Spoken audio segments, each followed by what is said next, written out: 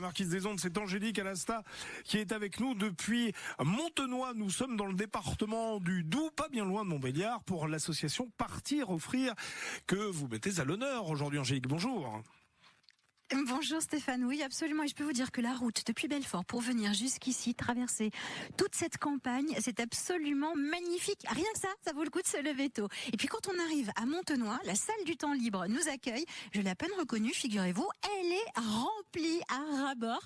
Et évidemment, c'est le président de l'association Partir Offrir qui m'a accueilli. Bonjour Pascal Grabert. Bonjour Angélique. Alors il y a vraiment beaucoup d'activités. Vous arrivez à peine d'un 10e convoi en Ukraine, vous repartez dès demain pour la Croatie. Mais comment est-ce que vous faites pour organiser tout ça ?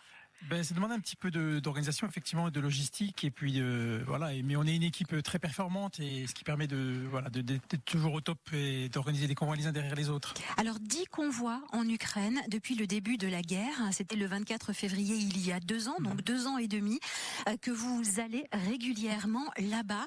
En quelques mots, quelle est l'évolution de la situation sur 10 convois, 2 ans et demi? Vous avez pu déjà observer des changements? Alors oui, bien sûr. Il y a eu déjà un changement dans les passages de frontières. Les lois ont un petit peu changé, se simplifient puisqu'on doit faire les déclarations à l'avance. Sur place, la situation est toujours très compliquée. Des gens sont résignés, cette guerre commence à être très longue pour tout le monde et ça commence à être compliqué. Et c'est vrai que le fait de venir comme ça en convoi représente aussi un encouragement pour les gens. À chaque fois, on nous dit ce qui est super important, c'est de savoir que des gens se déplacent et viennent nous voir. Alors en toute humilité évidemment quand on dit ça, mais la situation reste très complexe et c'est surtout la longueur du conflit qui commence à être compliquée. C'est compliqué. Qu'est-ce que vous amenez rapidement là-bas? C'est quoi les besoins sur place immédiats? Comment est-ce qu'on peut aider ces gens-là? Alors principalement, nous on cible les produits d'hygiène et l'alimentation parce que là on se trompe jamais. Les gens ont besoin de manger, les gens ont besoin de se laver. Et voilà, les prix là-bas sont assez élevés pour la population. Quand on trouve, parce qu'on ne trouve pas toujours. Oui. Et voilà, nous on cible principalement tout ça. Ça, donc pour vous aider, on peut faire des dons, on peut vous apporter des produits d'hygiène et de l'alimentation sèche. Oui, tout à fait, c'est ça. Pâtes, riz, sucre, huile, ce genre de choses, savon. Gel douche. On va continuer à dérouler ce fil au travers notamment de l'œil d'un photographe qui nous rejoindra tout à l'heure. C'est Nicolas Joly, que vous connaissez bien à France Bleu Belfort Montbéliard, forcément, c'est l'un de nos collègues. Il a participé à 2 convois. Il nous donnera justement sa vision au travers de son objectif tout à l'heure, Stéphane. Merci beaucoup Angélique, à tout à l'heure, 8h-5. À tout à l'heure. Partir Offrir se trouve 22 rue de Sainte-Marie à Montenoy. Angélique Alasta est sur place en direct. Rebonjour Angélique. Rebonjour Stéphane, oui, et figurez-vous que je suis avec l'un de nos collègues, on le croise tous les jours dans les couloirs de la radio, c'est Nicolas Joly. Bonjour Nicolas. Bonjour Angélique. Donc lui il est plutôt sur le pôle journaliste. Vous avez eu envie, Nicolas, d'accompagner ces convois en Ukraine. Vous avez déjà participé à 2 voyages. C'est ça, le premier en février 2024, du 18 au 24, et le second, c'était tout récemment, c'était en mai, du 14 au 20 mai. Alors quand on est journaliste, on ne se refait pas forcément l'envie de réaliser du reportage. Vous a démangé, c'est ce que vous avez fait en son et en images. Absolument. J'ai fait un podcast qui s'appelle Partir Offrir sur la route de l'Ukraine. J'ai pas cherché le nom très loin. C'est le nom de l'association.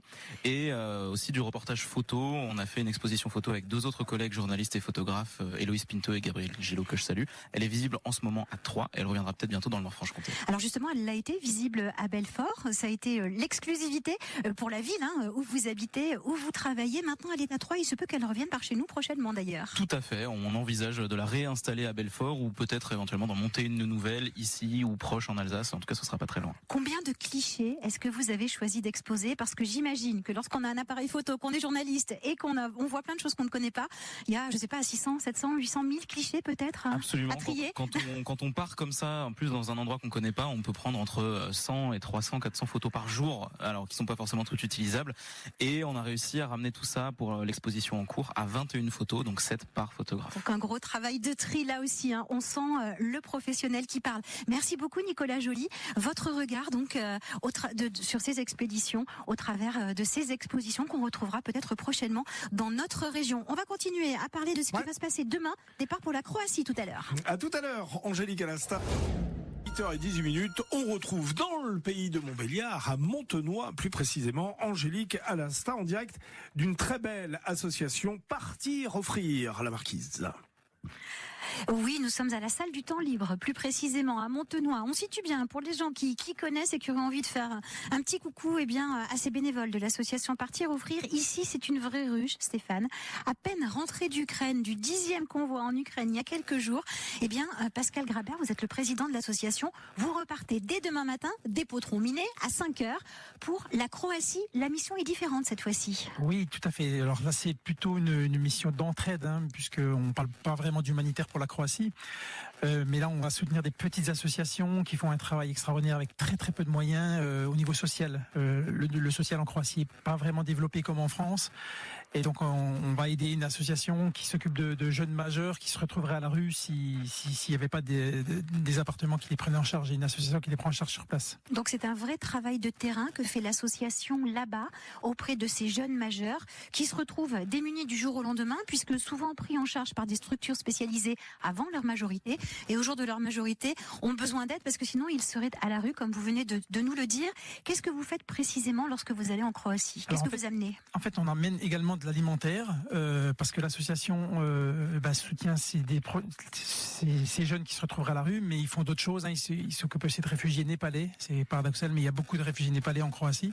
Qui viennent pourquoi? Pour chercher du travail? Parce que c'est pas la porte à côté non plus. Donc c'est ça. Il y a beaucoup de petits travaux qui demandent à être pris là-bas en Croatie et c'est des gens d'Inde ou du Népal qui viennent. Donc ils traversent la moitié du globe pour venir travailler sur place. Et qui se retrouvent dans des conditions parfois très très précaires. Et donc l'association qui soutient les jeunes majeurs en difficulté fait également des colis alimentaires pour les gens du Népal qui viennent chercher du travail ici en Croatie. Donc là c'est une mission très courte, 48 heures.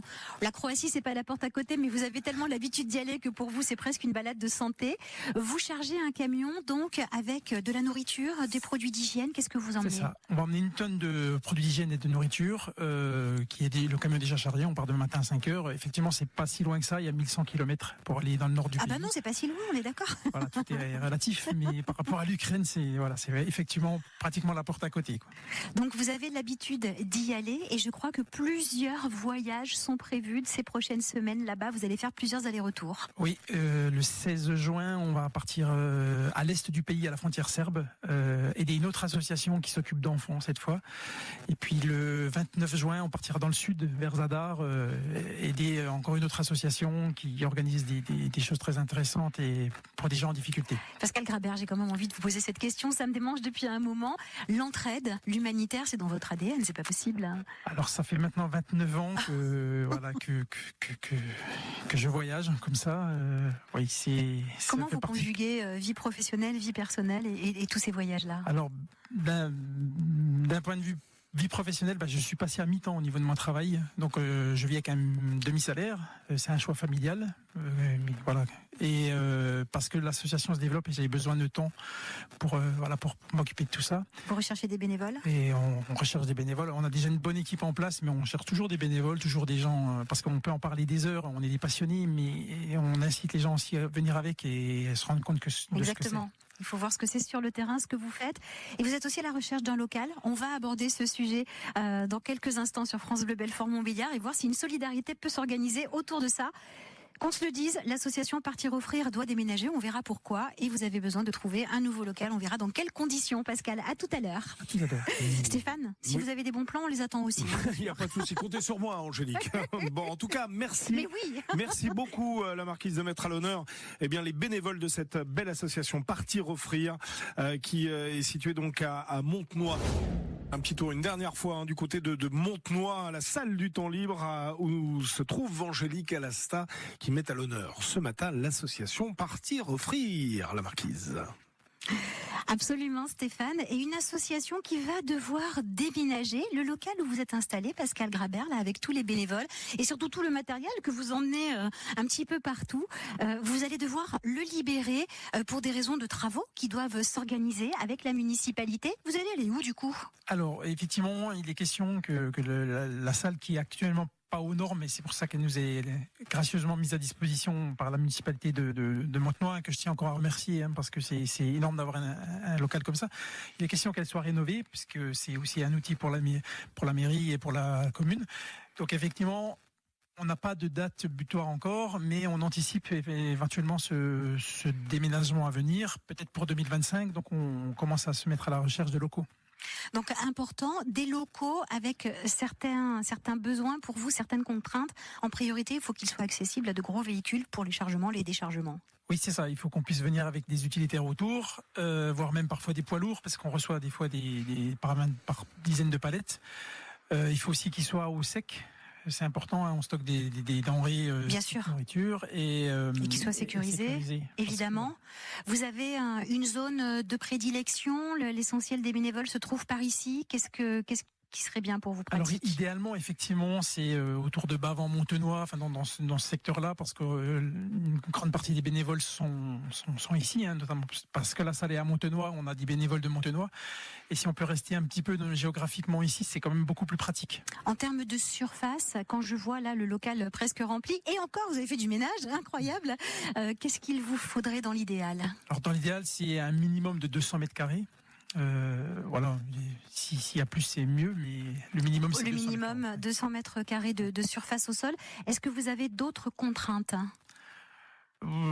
Comme je disais, il faut que ce soit sécurisé et au sec, voilà. Et puis surtout accessible. Donc ça, voilà, effectivement, on l'a dit avec peut-être de grandes portes, voilà. Parce que quand vous déchargez ou quand vous chargez, il faut que ce soit pratique. Mais en général, quand c'est des locaux de chargement, il y a tout ça. Les portes sont adaptées. Alors si on a tout ça, si on répond aux critères, comment est-ce qu'on fait pour vous contacter, Pascal, pour vous faire une proposition? Alors il y a mon numéro de téléphone sur la page Facebook et sur le site internet partir-offrir.fr.